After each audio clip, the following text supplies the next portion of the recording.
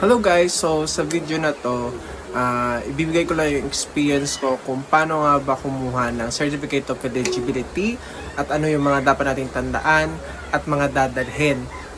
So the very first thing guys is to check the website of the CSC kung merong announcement kung kailan pwede kumuha ng COE or Certificate of Eligibility dyan sa lugar nyo. Then, of course, double check the Facebook page, the official Facebook page ng CSC region nyo. Kasi kami sa Civil Service Region 5. So, nakapost naman doon, updated sila. Kaya, very good ang ating taga CSC RO5. So, once confirm na yung date kung kailan kayo kukuha ng COE, now let's go and search for the book of an appointment. Ayan, kailangan natin mag-book ng appointment sa CSC kasi dun sa Facebook page ng CSC RO5 meron pong nagbigay sila ng link kung saan mag-book ng appointment, and luckily nakakuha tayo ng June kasi yung iba guys July up to December wala na. So buti na lang talaga nakakuha ko ngayong month. So, ayun na guys, meron na kayong appointment, book of appointment. Now, let's go to the next procedure, which is yung mga dadalhin natin. So, una guys, dapat meron po tayong OC Search or the Online Career Service Examination Results Generation System. Yun yung may ratings kayo, tapos yung may mga information kung saan kayo nag-exam, yung pinadala sa inyo na, yung generate yung result sa OC Search. I-save nyo yun kasi kakailanganin nyo yun pagpunta nyo dun sa center. And yun nga, di ba dun sa pag-book on ng appointment, minsan may nakalagay na ERRF or the ERR form plus yung declaration. Pero guys, nung pagpunta ko dun sa center, hindi naman yun hiningi. Pero meron kaming type sa laptop nila or sa system nila na almost same sa ERR form. That's why very important po yung OC search yung result kasi halos lahat doon ilalagay nyo lang doon sa system nila. Pero guys, hindi ko alam sa lugar nyo kung kailangan nung ERR form and declaration form kasi nung punta nga ako dito sa amin sa CSCRO5, hindi naman po siya hiningi at nag-type lang ako doon sa system nila. You should also have your updated at least 3 months na 1 by 1 na CSC format.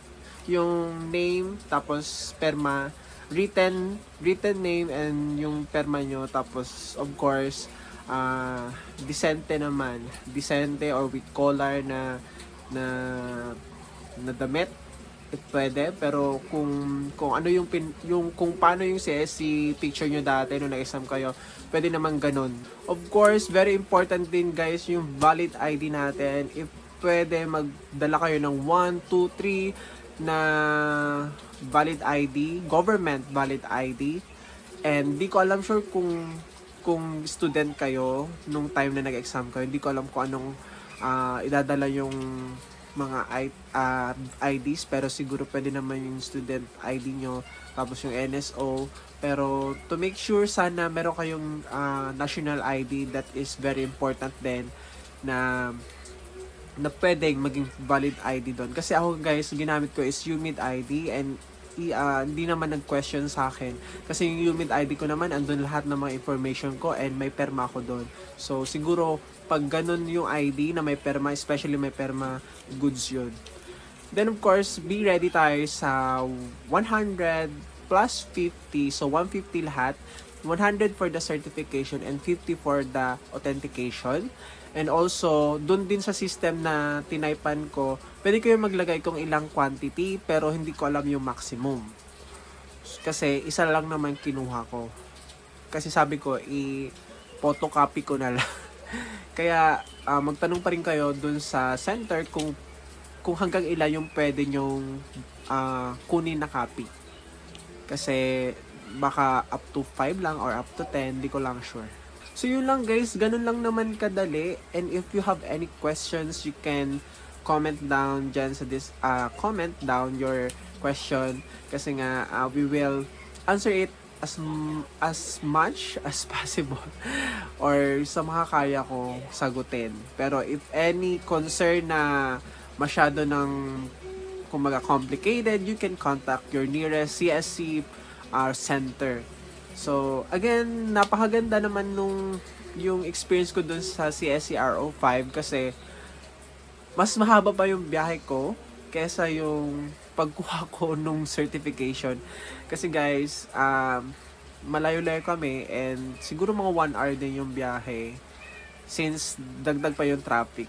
So kung alam niyo yung Estancia, mga taga Bicol, yan, taga Legazpi, if alam niyo yung Estancia, then Rawis, sobrang layo niyan guys.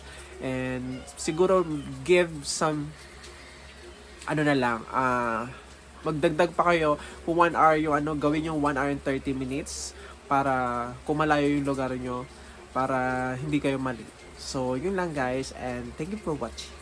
Subscribe kayo and like this video and share nyo na rin kung sino pa yung mga hindi pa nakakuha ng COE at nagbabalak kumuha ng COE nila. Yun lang.